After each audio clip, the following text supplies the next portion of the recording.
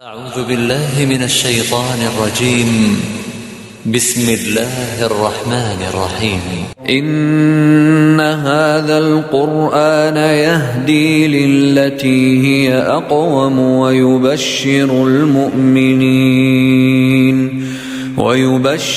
المؤمنين الذين يعملون الصالحات أن لهم أجرا كبيرا.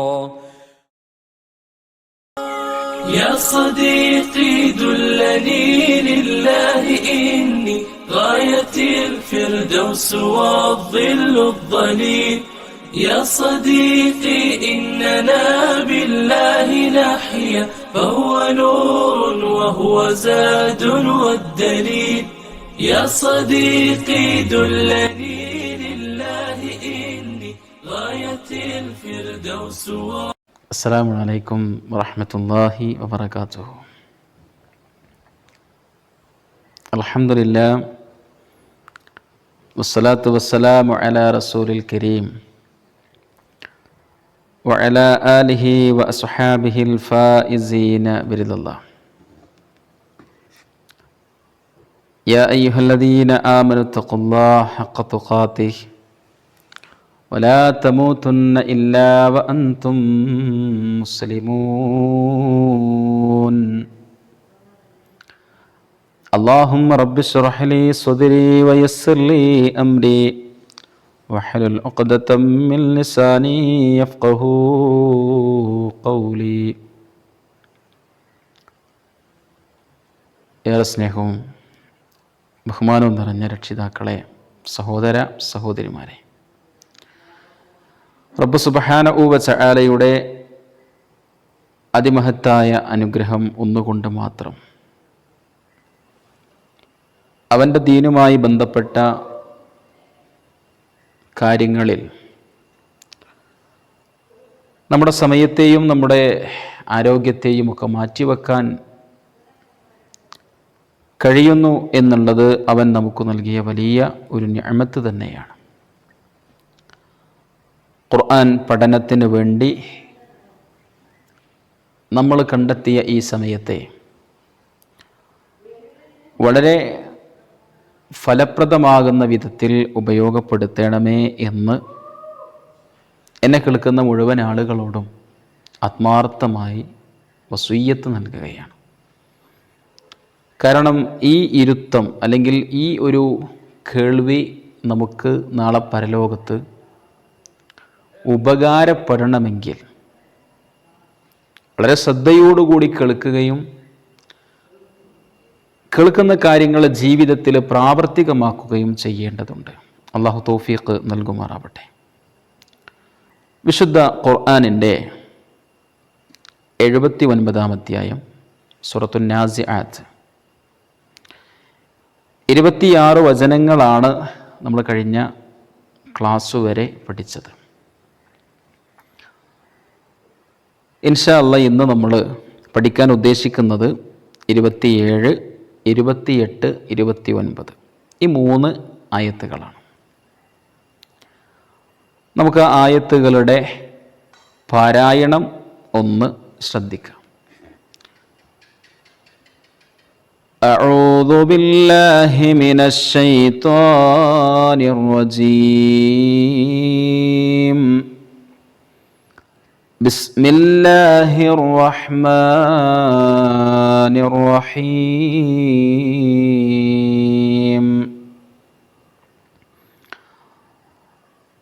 അഅൻതും അശദ്ദു ഖൽഖൻ അമിസ് സമാഉ ബനാഹാ رفع سمكها فسواها وأغطش ليلها وأخرج ضحاها. ഈ 3 ആയത്തുകൾ പാരായണം ചെയ്യുമ്പോൾ ശ്രദ്ധിക്കേണ്ട കാര്യങ്ങൾ: ഒന്നാമത്തെ വചനം അഅൻതും, സാക്കിനായ നൂനിന് ശേഷം താ വരുമ്പോൾ ആ സാക്കിനായ നൂനിനെ നമ്മൾ വ്യക്തമാക്കാൻ പാടില്ല, എന്നാൽ അവിടെ മണിക്കുകയും ചെയ്യണം. അതുകൊണ്ടാണ് നമ്മൾ വായിക്കുന്നത്, പാരായണം ചെയ്യുന്നത് അഅൻതും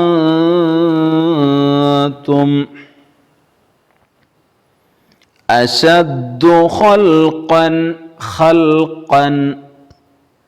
ഓരോ അക്ഷരത്തിൻ്റെ മഖ്റജ് ശരിയാക്കുക. അമിസ്സമാഉ ബനാഹാ.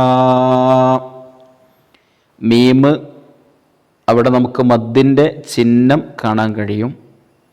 അതുകൊണ്ട് മീമിനെ നമ്മൾ എന്ത് ചെയ്യണം? നീട്ടി ദീർഘിപ്പിച്ച് പാരായണം ചെയ്യണം. റഫഅ സംകഹാ ഫസവ്വാഹാ. റഫഅ സംകഹാ ഫസവ്വാഹാ. വഅഗ്തശ അഗ്തശ.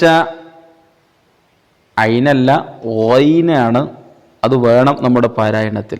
അഗ്തശ ലൈലഹാ വഅഖ്റജ ദുഹാഹാ. ഇതാണ് 3 വചനങ്ങൾ പാരായണം ചെയ്യുമ്പോൾ നമ്മൾ മഖ്റജുകൾ നന്നാക്കാൻ വളരെ ശ്രദ്ധിക്കണം എന്നാണ് ഈ സമയത്ത് പ്രത്യേകം പറയാനുള്ളത്. എന്താണ് ഇനി വചനങ്ങളുടെ അർത്ഥം? അഅൻതും, അ എന്നുള്ളത് അവിടെ ചോദ്യ രൂപത്തിലാണ്. അന്തും എന്ന് പറഞ്ഞാൽ നിങ്ങൾ.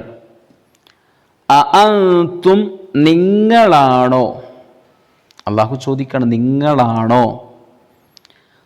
അശദ്ദു ഖൽഖൻ, അശദ്ദു കൂടുതൽ ശക്തമുള്ളത്,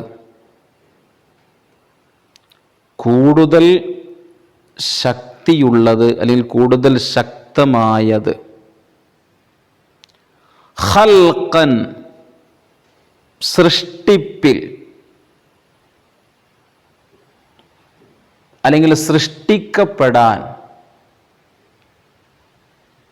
അം, അതല്ല അസ്സമാഉ, ആകാശമാണോ? ബനാഹ, അതിനെ അവൻ നിർമ്മിച്ചിരിക്കുന്നു. ബന, നിർമ്മിച്ചു, അതിനെ അവൻ നിർമ്മിച്ചിരിക്കുന്നു. അപ്പം നിങ്ങളാണോ സൃഷ്ടിക്കപ്പെടാൻ കൂടുതൽ പ്രയാസമുള്ളത്, അതല്ല ആകാശമാണോ? അതിനെ ഏതായാലും അവനാണ് നിർമ്മിച്ചത്, ആകാശത്തെ.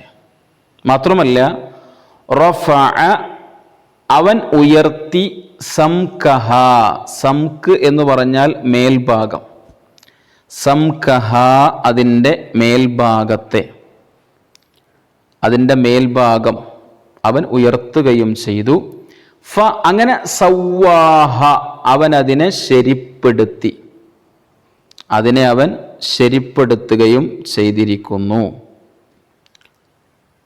വ അഗ്ത്വശ, അഗ്ത്വശ എന്ന് പറഞ്ഞാൽ ഇരുട്ടിയതാക്കി. അഗ്ത്വശ ഐ ജഅലഹു മുള്ളിമ, അതിനെ ഇരുട്ടിയതാക്കി. എന്തിനെ? ലൈലഹ, അതിലെ രാത്രിയെ. ലൈലഹ, അതിലെ രാത്രിയെ അവൻ ഇരുട്ടിയതാക്കുകയും ചെയ്തു. വ അഖ്റജ, അഖ്റജ എന്ന് പറഞ്ഞാൽ അവൻ പ്രത്യക്ഷപ്പെടുത്തി, പുറത്തു കൊണ്ടുവന്നു, പ്രത്യക്ഷപ്പെടുത്തി. ളുഹാഹ, ളുഹാഹ എന്ന് പറഞ്ഞാൽ ഐ അബ്റസ നഹാറഹ, അതിലെ പകലിനെ അവൻ പ്രത്യക്ഷപ്പെടുത്തുകയും പുറത്തു കൊണ്ടുവരികയും ചെയ്തു എന്നാണ്. അപ്പം ഈ 3 ആയത്തുകളിൽ എന്താണ് മൊത്തത്തിൽ അല്ലാഹു സുബ്ഹാനഹു വ തആല പഠിപ്പിക്കുന്ന വിഷയം? കഴിഞ്ഞ വചനങ്ങളിലായി നമ്മൾ മനസ്സിലാക്കിയ വിഷയം എന്താ? അവിടെ അല്ലാഹു സുബ്ഹാനഹു വ തആല ഒരു ചരിത്രമാണ് നമുക്ക് പഠിപ്പിച്ചു തന്നത്. അതിലൂടെ ഒരുപാട് പാഠങ്ങൾ നമുക്ക് അല്ലാഹു പഠിപ്പിച്ചു തന്നു. അവിടെ നിഷേധത്തിൻ്റെ ആ ഒരു അവസ്ഥയും അനുസരണക്കേടിൻ്റെ അവസ്ഥയും അവരിൽ വരാനുള്ള കാരണം എന്താ? പാരത്രികമായ ലോകത്തെ സംബന്ധിച്ചുള്ള നിഷേധമാണ്. പരലോക വിശ്വാസം അവരിൽ അത് മനസ്സിലേക്ക് തറച്ചിട്ടില്ല, കയറി വന്നില്ല എന്നുള്ളതാണ് സത്യം. പരലോകത്തെക്കുറിച്ച് പരലോക വിശ്വാസമില്ലാത്തത് കൊണ്ടാണ് ഫിർഔനും അവൻ്റെ അനുയായികളും മൂസാ നബി അലൈഹിസ്സലാത്തു വസ്സലാമയുടെ ഉത്ബോധനങ്ങളെ അവഗണിക്കുവാനും അദ്ദേഹം അള്ളാഹുവിൻ്റെ പ്രവാചകനാണ് എന്നതിൻ്റെ തെളിവായി പടച്ച റബ്ബ് അദ്ദേഹത്തിലൂടെ കാണിച്ചു കൊടുത്ത മുഅ്ജിസത്തുകളെ നിഷേധിക്കാനുമൊക്കെ കാരണം പരലോക വിശ്വാസമില്ലാത്തത് കൊണ്ടാണ്. അതുകൊണ്ട് പരലോകം നിഷേധിക്കുന്ന ആളുകൾക്ക് മുന്നിൽ അത് ഉണ്ട് എന്നുള്ളത് സ്ഥാപിക്കുകയാണ് ചില വചനങ്ങളിലൂടെ ഇനി അള്ളാഹു ചെയ്യുന്നത്. മരണത്തിന് ശേഷം നിങ്ങളെ കൊണ്ടുവരാൻ, നിങ്ങളെ ജീവിപ്പിക്കാൻ പ്രയാസമുള്ളവനല്ല റബ്ബ് സുബ്ഹാനഹു വ തആല എന്നതാണ് അല്ലാഹു സുബ്ഹാനഹു വ തആല നമ്മെ പഠിപ്പിക്കുന്നത്. ചില ചോദ്യങ്ങളിലൂടെയാണ് ആ യാഥാർത്ഥ്യത്തെ അല്ലാഹു മാനവ സമൂഹത്തിൻ്റെ മുന്നിൽ പഠിപ്പിക്കുന്നത്. എന്താ ചോദ്യം? നിങ്ങളെ സൃഷ്ടിക്കാനാണോ ആകാശത്തെ സൃഷ്ടിക്കാനാണോ പ്രയാസം? ആകാശത്തിൻ്റെ സൃഷ്ടിപ്പ് എന്ന് പറഞ്ഞാൽ സഹോദരങ്ങളെ അതൊരു വലിയ അത്ഭുതം തന്നെയാണ്, അല്ലേ? ഉയർന്നു നിൽക്കുന്ന ഒരു ബിൽഡിംഗ് പോലെ ഭൂമിയിൽ അതിനു മുകളിൽ ആകാശത്തെ ഉയർത്തി നിർത്തി എന്നത്, തൂണുകളില്ലാതെ ഒരു പന്തല് പോലെ വിതാനിച്ചു നിൽക്കുന്ന ആകാശം, എവിടെയും വിള്ളലുകളോ ഒരു ന്യൂനതയും നമുക്ക് കാണാൻ കഴിയാത്ത ആകാശം. ഖുർആനിൻ്റെ 67-ാം അധ്യായം സൂറത്തുൽ മുൽക്ക് അതിൻ്റെ 3-ാമത്തെ വചനത്തിലൂടെ അള്ളാഹു നമ്മോട് ചോദിക്കുന്നുണ്ട്. അള്ളാഹ് പറയാ, അല്ലദീ ഖലഖ സബ്അ സമാവാതിൻ തിബാഖാ മാ തറാ ഫീ ഖൽഖിർ റഹ്മാനി മിൻ തഫാവുത് ഫർജിഇൽ ബസറ ഹൽ തറാ മിൻ ഫുതൂർ. 7 ആകാശങ്ങളെ അടുക്കുകളായി സൃഷ്ടിച്ചവനാകുന്നു അവൻ. പരമകാരുണ്യകന്റെ സൃഷ്ടിപ്പിൽ യാതൊരു ഏറ്റക്കുറവും നീ കാണുകയില്ല. ഒരു പ്രാവശ്യമല്ല, പല പ്രാവശ്യം നീ നിന്റെ ദൃഷ്ടി ആകാശത്തിലേക്ക് തിരിച്ചോ, എന്നിട്ട് നോക്കിക്കോ, ഒരു വിടവും നിനക്ക് കാണുക സാധ്യമല്ല. വീണ്ടും അല്ലാഹു പറയാ, സുമ്മർജിഇൽ ബസ്വറ കറതൈനി യൻഖലിബ് ഇലൈകൽ ബസ്വറു ഖാസിഅൻ വഹുവ ഹസീർ. എത്ര നീ നോക്കിയാലും, ആകാശത്തെക്കുറിച്ചുള്ള പഠനം നിങ്ങൾ എത്രമാത്രം നടത്തിയാലും ശരി, ആകാശ ലോകത്ത് നിങ്ങൾക്ക് അതിൻ്റെ സൃഷ്ടിപ്പിൽ ഒരു ഏറ്റക്കുറവും അതിൽ ഒരു വിടവും കാണുക സാധ്യമല്ല. നിങ്ങളുടെ കാഴ്ച അത് പരാജയപ്പെട്ടു പോകും. അത് കാണാൻ വേണ്ടി നിങ്ങൾ നോക്കിയാൽ നിങ്ങൾക്ക് വിജയിക്കാൻ കഴിയില്ല എന്ന് റബ്ബ് സുബ്ഹാനഹു വ തആല പഠിപ്പിക്കുകയാണ്, അല്ലേ? ആകാശത്തിൻ്റെ സൃഷ്ടിപ്പ് അത്രമാത്രം ഭദ്രമാണ് എന്നതാണ് റബ്ബ് സുബ്ഹാനഹു വ തആല പഠിപ്പിക്കുന്നത്. അതുകൊണ്ട് സഹോദരങ്ങളെ, ഈ ആകാശത്തെ സൃഷ്ടിക്കാൻ വലിയ പ്രയാസമില്ലാത്ത റബ്ബിന് നിങ്ങളെ സൃഷ്ടിക്കാനാണോ പ്രയാസം? ചോദിക്കാണ് മനുഷ്യനോട്. നിങ്ങളുടെ ചിന്തയും നിങ്ങളുടെ വാദവുമൊക്കെ പരിശോധിക്കുകയാണെങ്കിൽ ആകാശത്തെ സൃഷ്ടിക്കാൻ വലിയ പ്രയാസമില്ല, നിങ്ങളെ സൃഷ്ടിക്കാനാണ്, നിങ്ങളെ രണ്ടാമത് സൃഷ്ടിക്കാനാണ് വലിയ പ്രയാസമെന്ന് തോന്നിപ്പോകുമല്ലോ എന്നാണ് പടച്ചോൻ ചോദിക്കുന്നത്. ആകാശത്തെ സൃഷ്ടിക്കാനല്ലേ പ്രിയപ്പെട്ടവരെ വലിയ പ്രയാസം ഉണ്ടാവേണ്ടത്? സൃഷ്ടിപ്പിൽ എന്തെങ്കിലും പ്രയാസങ്ങൾ ഉണ്ടാവുകയാണെങ്കിൽ അല്ലേ? വിശുദ്ധ ഖുർആനിന്റെ 40-ാം അധ്യായം അതിൻ്റെ 57, 58 ആയത്തുകൾ പരിശോധിച്ചാൽ കാണാം, അല്ലാഹ് പറയാണ്, ലഖൽഖുസ് സമാവാതി വൽ അർദ് അക്ബറു മിൻ ഖൽഖിന്നാസ് വലാകിന്ന അക്സറന്നാസി ലാ യഅലമൂൻ. തീർച്ചയായും ആകാശങ്ങളും ഭൂമിയും സൃഷ്ടിക്കുക എന്നതാണ് മനുഷ്യനെ സൃഷ്ടിക്കുന്നതിനേക്കാൾ വലിയ കാര്യം. പക്ഷേ അധിക പേരും അത് മനസ്സിലാക്കുന്നില്ല. അല്ലാഹ് പറയാ, മനുഷ്യരെ നിങ്ങളെ സൃഷ്ടിക്കാൻ വലിയ പണിയൊന്നുമില്ല. നിങ്ങൾ മരിച്ചാലും മരണത്തിന് ശേഷം നിങ്ങളെ സൃഷ്ടിക്കാൻ ഒരു പണിയില്ല. ഈ കാണുന്ന ആകാശം, അതിൽ ഭൂമി, അതിൽ സൂര്യന്, അതുപോലെയുള്ള ഒരുപാട് ഗാലക്സികൾ അല്ലേ, എന്ത് ഭൂമിയേക്കാൾ 13 ലക്ഷം വലിപ്പമുള്ള സൂര്യൻ, ആ സൂര്യനെ സംവിധാനിച്ച ആകാശലോകം, ഇത് സൃഷ്ടിക്കുക എന്നുള്ളതാണ്. സൃഷ്ടിക്കുന്നതിൽ എന്തെങ്കിലും ഒരു പ്രയാസമുണ്ടായിരുന്നുവെങ്കിൽ ആകാശ ഭൂമികളുടെ സൃഷ്ടിപ്പിലാണ് വേണ്ടത്. പക്ഷേ അതിലൊന്നും പടച്ച റബ്ബിനെ സംബന്ധിച്ചിടത്തോളം ഒരു പ്രയാസവുമില്ല എന്നതാണ്. ഖുർആന്റെ 36-ാം അധ്യായം 81-ാമത്തെ വചനത്തിൽ അല്ലാഹു പറയുന്നുണ്ട്, അവലൈസല്ലദീ ഖലഖസ് സമാവാതി വൽ അർള ബിഖാദിരിൻ അലാ അൻ യഖ്ലുഖ മിസ്ലഹും ബലാ വഹുവൽ ഖല്ലാഖുൽ അലീം. ആകാശങ്ങളും ഭൂമിയും സൃഷ്ടിച്ചവൻ അവരെ പോലെയുള്ളവരെ സൃഷ്ടിക്കാൻ കഴിവുള്ളവനല്ലേ. ആകാശത്തെയും ഭൂമിയെയും ഇത്ര മനോഹരമായി ഒരു മുൻധാരണയില്ലാതെ സൃഷ്ടിച്ച് സംവിധാനിച്ച് പരിപാലിച്ചു കൊണ്ടിരിക്കുന്ന റബ്ബിന് മനുഷ്യരെ നിങ്ങളിൽ നിന്ന് സൃഷ്ടിക്കാൻ പ്രയാസമുണ്ട് എന്നാണോ നിങ്ങൾ വിചാരിക്കുന്നത്? നിങ്ങൾ അറിഞ്ഞോ, വഹുവൽ ഖല്ലാഖുൽ അലീം, അവനെല്ലാം സൃഷ്ടിക്കുന്നവനാണ്, എല്ലാം അറിയുന്നവനാണ്.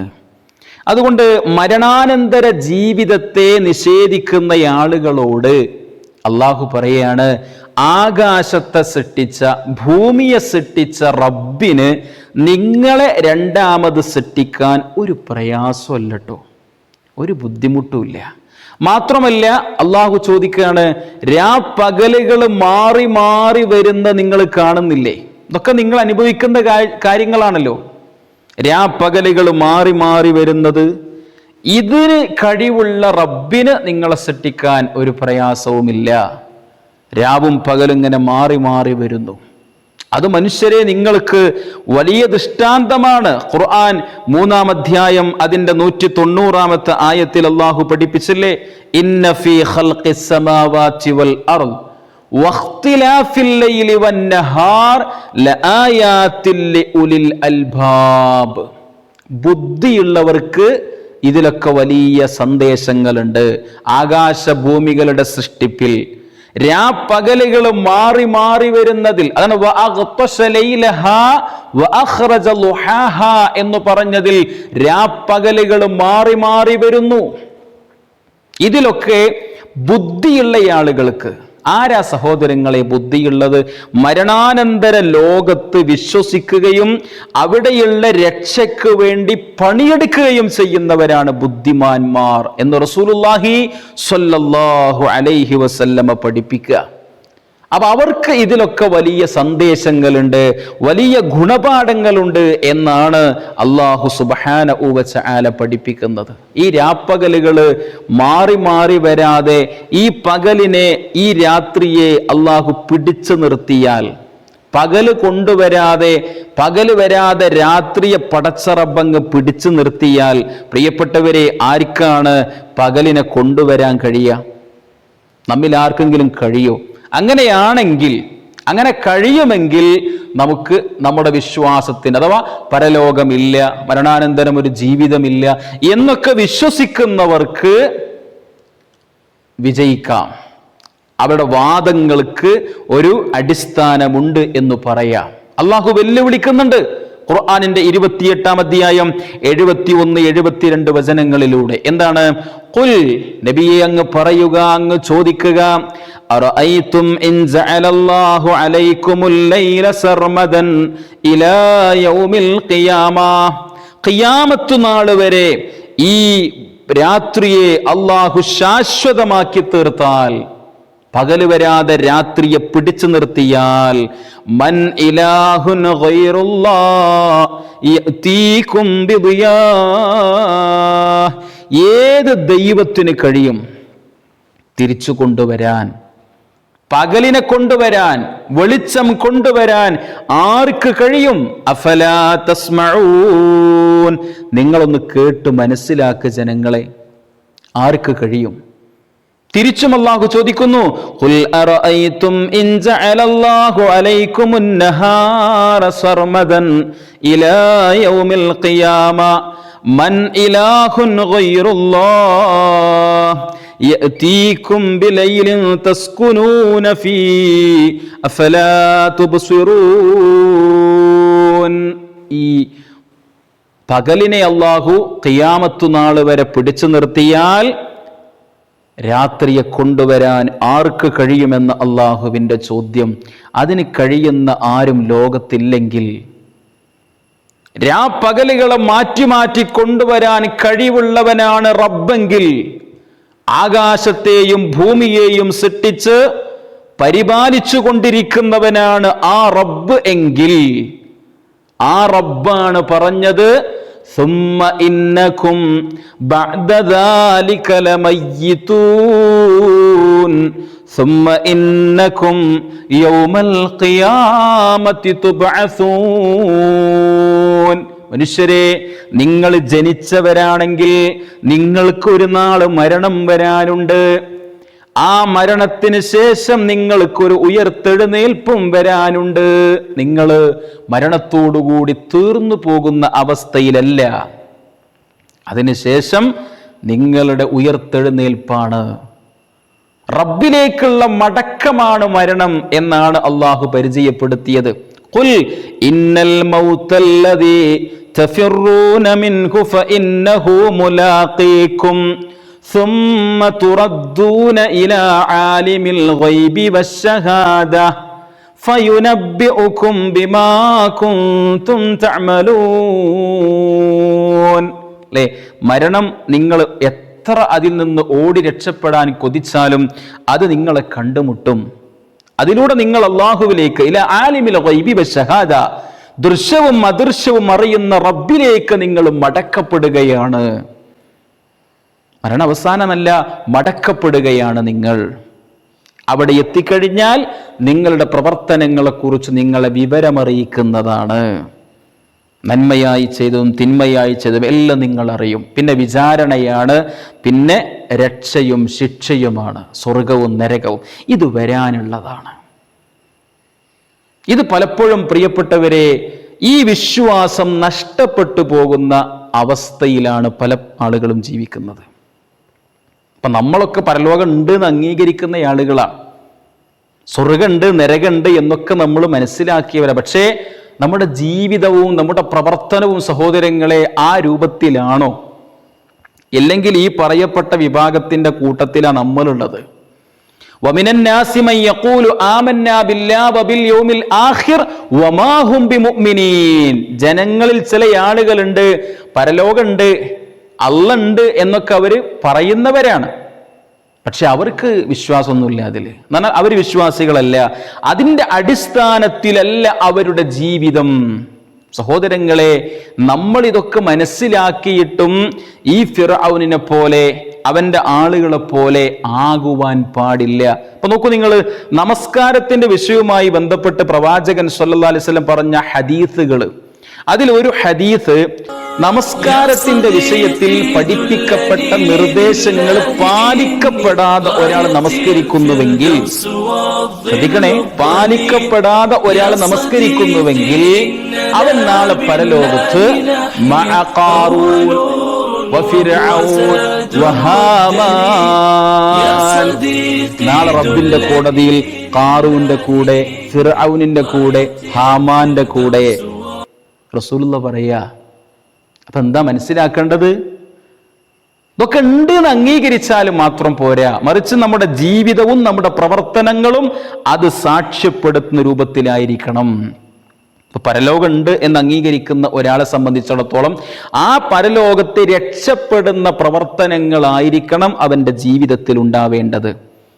അത് ഇബാദത്തുകൾ നിർവഹിക്കുമ്പോൾ അതിന് പഠിപ്പിക്കപ്പെട്ട, അത് സ്വീകരിക്കപ്പെടാതിരിക്കാൻ കാരണമാകുന്ന എന്തൊക്കെയുണ്ടോ അതൊക്കെ ഒഴിവാക്കാൻ അവൻ തയ്യാറാവണം. അങ്ങനെ ഒരു യഥാർത്ഥ മുഅ്മിനായി ജീവിക്കുന്ന ആളുകളായിരിക്കണം ഇതൊക്കെ അംഗീകരിക്കുന്ന ഞാനും നിങ്ങളും. അപ്പൊ ആകാശത്തിന്റെ സെറ്റപ്പ്, ഭൂമിയുടെ സെറ്റപ്പ് അല്ലെ, എന്തുമാത്രം ഭംഗിയിലാണ് ഭൂമി അല്ലാഹു സംവിധാനിച്ചു വന്നത്. രാപ്പകലുകൾ മാറി മാറി വരുന്നത്, ശേഷം വീണ്ടും ചില കാര്യങ്ങൾ കൂടി നമുക്കതിലേക്ക് ചേർത്തി പറയാനുണ്ട്. റബ്ബ് സുബ്ഹാനഹു വ തആല തുറന്നു വരുന്ന ആയത്തുകളിൽ അതാണ് നമ്മെ പഠിപ്പിക്കുന്നത്. അപ്പൊ ഇതൊക്കെ നമ്മൾ കാണുന്നു, നമ്മൾ അംഗീകരിക്കുന്നു, പക്ഷേ നമ്മുടെ പ്രവർത്തനങ്ങൾ അത് തെളിയിക്കുന്ന രൂപത്തിലായിരിക്കണം. കേവലം നാവിൻ്റെ അതര വ്യായാമമായതുകൊണ്ട് സഹോദരങ്ങളെ നമുക്ക് രക്ഷപ്പെടാൻ കഴിയില്ല. അതുകൊണ്ട് പരലോക നിഷേധികൾക്ക് മുന്നിൽ പരലോകമുണ്ട് എന്ന് സ്ഥാപിക്കുന്ന ചില തെളിവുകളാണ് റബ്ബ് സുബ്ഹാനഹു വ തആല നിരത്തുന്നത്. അത് നമ്മളോടും കൂടിയാണ്, ഇതൊക്കെ നമ്മളും അംഗീകരിക്കുന്നവരാണ്. അതുകൊണ്ട് പരലോകമുണ്ട് എന്ന വിശ്വാസത്തോടുകൂടി നമ്മുടെ പ്രവർത്തനങ്ങളെ നമ്മൾ ശ്രദ്ധിക്കുക, ശ്രദ്ധയോടുകൂടി ഭൂമി ലോകത്ത് ഓരോ സെക്കൻഡും ജീവിക്കാൻ നമ്മൾ പരിശ്രമിക്കുക. റബ്ബ് സുബ്ഹാനഹു വ തആല അത്തരത്തിൽ ജീവിക്കുവാനും അവസാനം ഈമാനോടുകൂടി മരിക്കുവാനും നമുക്ക് എല്ലാവർക്കും തൗഫീഖ് നൽകി നമ്മെ അനുഗ്രഹിക്കുമാറാവട്ടെ. ربنا تقبل منا إنك أنت السميع العليم وتب علينا إنك أنت التواب الرحيم آمين آمين آمين برحمتك يا أرحم الراحمين. السلام عليكم ورحمة الله وبركاته.